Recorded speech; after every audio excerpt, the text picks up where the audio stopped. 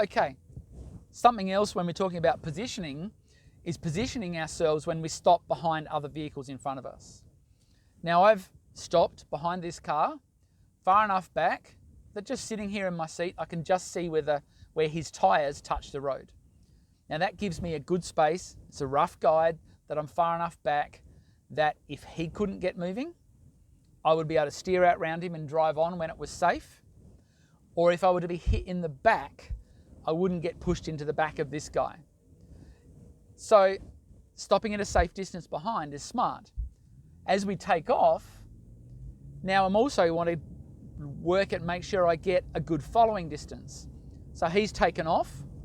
I've taken off reasonably well also, but I've let him go a little bit quicker so that now he is a good distance in front of me, even though I'm up to the speed limit nicely and I'm cruising along, haven't held people up. And we want to look at making sure a good distance back from him. So we're going to count a safe distance from a mark on the road. So as he goes past the beginning of a shadow up there somewhere, I'm going to count 1001, 1002, 1003, 1004. I'm actually 4 seconds back from him.